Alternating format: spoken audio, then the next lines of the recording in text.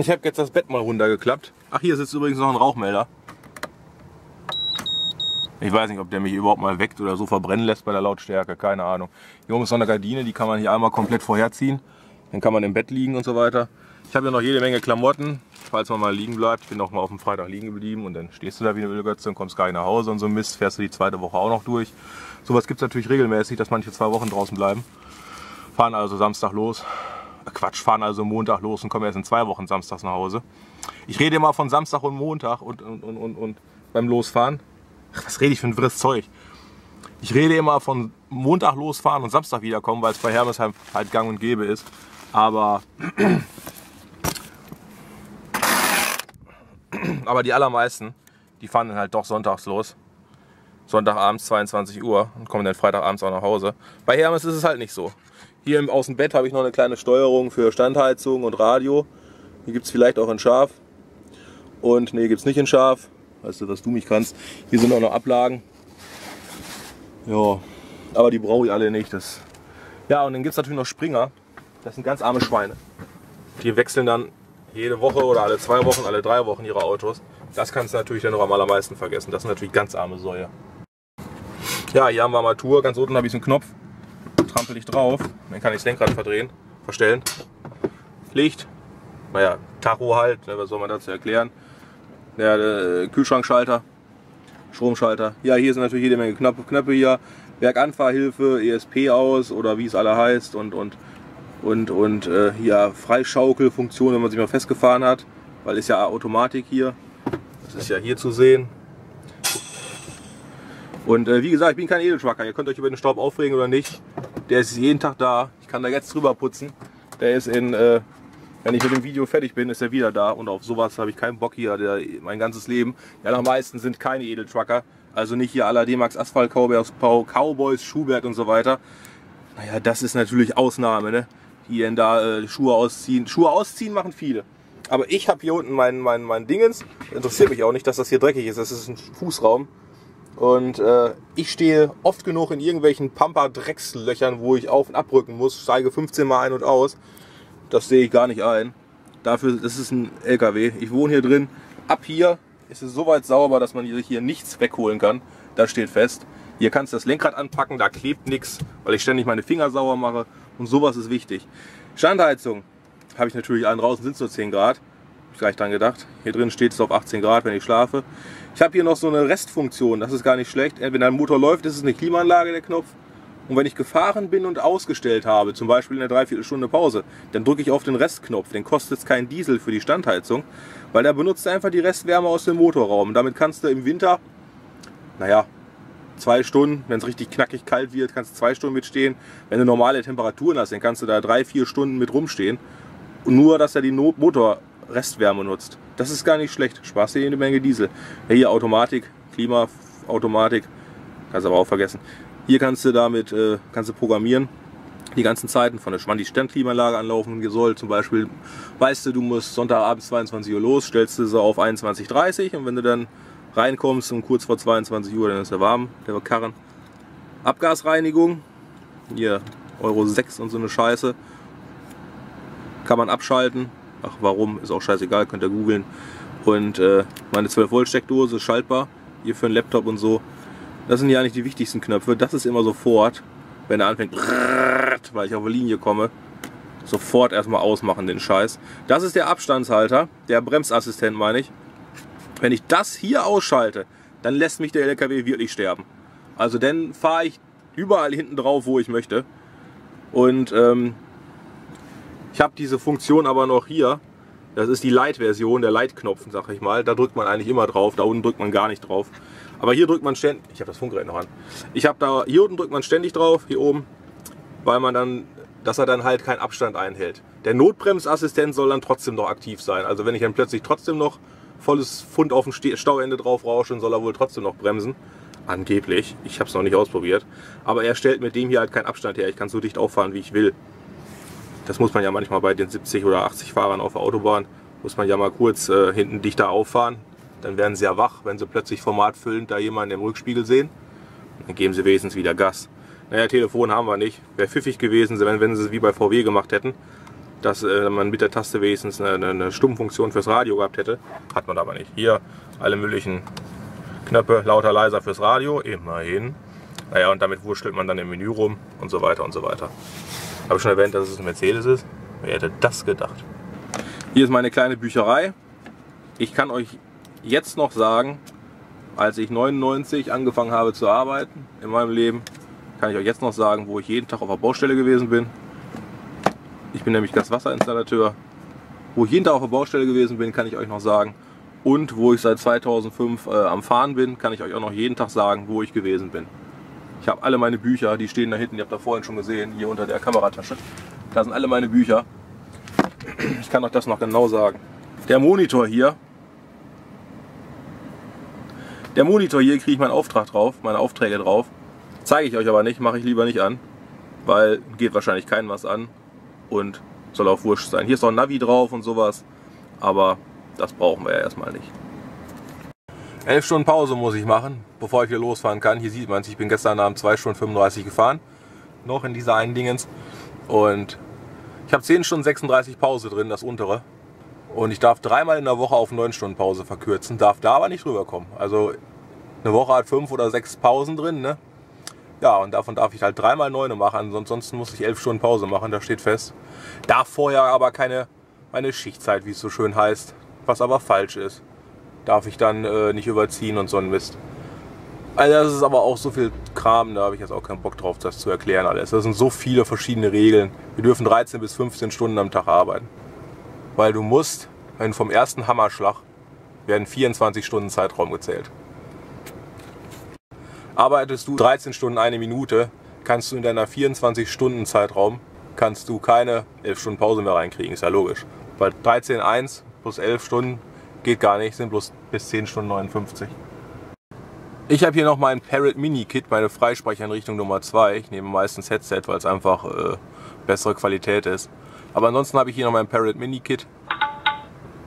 Für einen LKW nur bedingt geeignet, weil es einfach, wenn man das Ding so laut dreht, dann werden die Höhen so hoch, dass es mir in den Ohren weh tut. Da habe ich keinen Bock zu. Das geht mir auf den Sack. Und deswegen habe ich das Headset dann. Aber wenn ich stehe, sobald ich stehe, kann ich das Ding wieder leiser drehen. Und dann schalte ich immer um und dann telefoniere ich damit. Für einen PKW vollkommen ausreichend, absolut tolles Ding, empfehle ich. Das Parrot Mini Kit. Major, Sir! Er hat uns in die Falle gelockt. Er wurde gezwungen.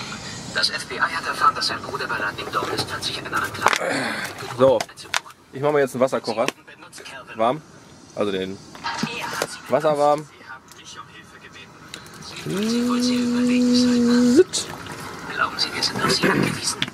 Jetzt mache ich aber für den Wasserkocher, weil das ein Kraftpaket ist, mache ich den Motor so einen Moment an. Im Winter lasse ich den Motor dann komplett laufen, weil ich habe keinen Bock liegen zu bleiben, nur weil ich jetzt mir einen Wasser koche für meinen Kaffee.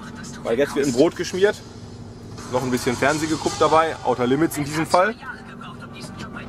Das heißt, Brot, das ist kein Brot, Brot, das ist auch kein Brot, Brot, was ist denn, Sardinen oder Thunfisch? Sardinen. Heute gibt es Sardinen, jetzt brauche ich noch Milch für meinen Kaffee, ein bisschen Butter da drunter, welches ist denn angebrochen? Das hier. Teergarten gesalzen. Braucht euch keine Gedanken machen. Der Müll liegt hier im Mülleimer, der Deckel, wie ihr seht. Da kommt auch alles rein. Hab den Kram schon abgekippt. Jetzt wird's aufs Brot geschmiert.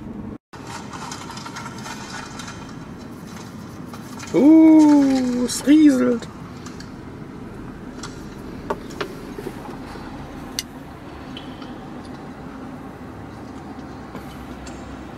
Nicht anfassen. Wo ist Ihr Bruder? Ich weiß es nicht.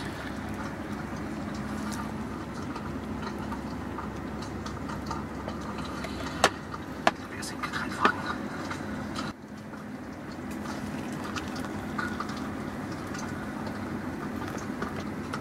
Ihr Bruder. Sie sind kein Kind mehr. Ja, mit viel Milch. Ich trinke gerne Milchkaffee. So ist es wohl. Unsere Mutter starb, als ich 10 war. Mein Vater hat uns kurz danach verlassen. Zeit ist rum.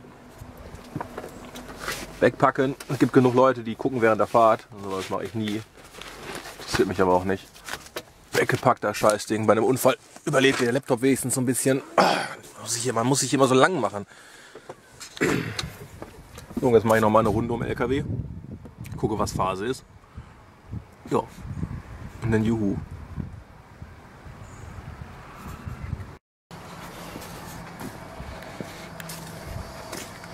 Gucken, ob keiner guckt. Wie immer.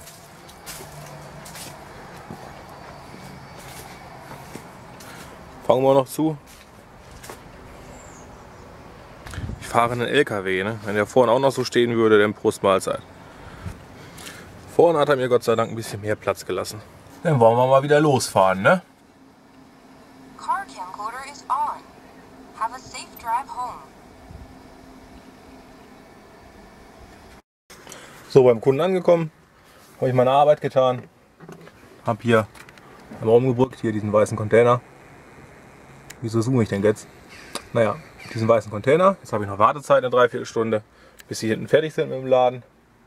Und dann kann ich die Beine einklappen. Dann kann ich meinen Anhänger wieder suchen und dann weg. Und in der Zeit lese ich. So, und wieder fahren. Fährt ein Auto vor mir her mit 199, weg ist er. Bis 200 Meter zeigt er an, dass er da und danach nicht mehr. Fahren, fahren, fahren auf der Autobahn. Vielleicht gibt es ein Käffchen während der Fahrt. Und schönen Pflaumenkuchen während der Fahrt. Unverantwortlich, ne? Unverantwortlich. Interessiert mich ein Scheiß. Und Pkw-Fahrer saufen und fressen ja auch während der Fahrt. Hier, ich habe einen Maikäfer, Quatsch, einen Marienkäfer oder diesen asiatischen, was wahrscheinlich, auf der Scheibe. Ich fahre 85 und das hält ja volles Pfund aus. Jetzt bloß keine Bodenwelle. Und ich mache meine Pott immer so voll. Immer. Brauch mich nicht wundern, wenn es raustropft. Ich habe hier alles im Griff. Schön lecker Pflaumenkuchen während der Fahrt.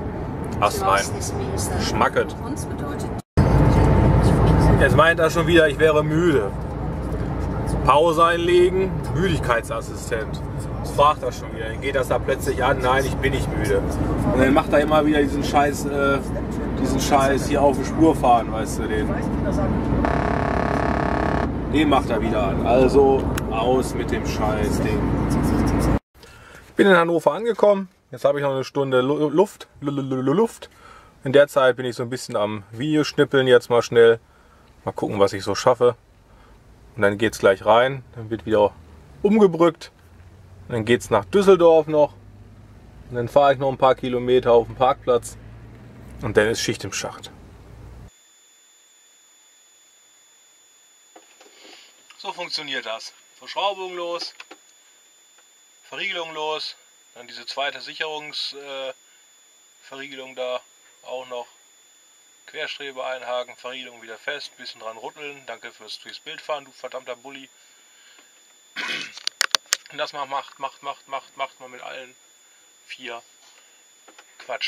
8 Stützbeinen. Rausziehen, runter. Natürlich muss man vorher den Anhänger hochgemacht haben, ist ja klar. Sonst könnten die Beine ja nicht fliegen. Wie willst du denn sonst die Beine rauskriegen? Ja, und dann geht es irgendwann wieder runter. Und dann steht das Ding und dann fährt man raus. So, jetzt bin ich angekommen in Düsseldorf. Stunde Zeit habe ich irgendwie noch. Bin ein bisschen früh. Bin auch so durchgefahren, musste nicht mal zum Pinkeln anhalten. Kommt auch ab und zu vor, nicht oft. Ein Zwischenstopp ist eigentlich immer mal drin. Aber naja, heute halt nicht. Habe mit Daniel gequatscht die ganze Zeit, die ganzen 4 Stunden. Ja, wir telefoniert bis zum Ohrenkrebs. Gleich noch los nach Hückelhofen zum Hauptsitz. Da kann ich dann auf dem Gelände stehen bleiben. Da habe ich eine Dusche, naja, eine schlechte Dusche, aber eine Dusche und auch eine Toilette. Und das ist mir immer sehr wichtig. So eine Toilette ist immer ein Highlight. Also wenigstens alle 2 Tage, sonst wird es aber komisch. Es gibt ja Leute, die halten eine ganze Woche durch und sind dann Heimscheißer. Das kriege ich auf keinen Fall auf der Reihe.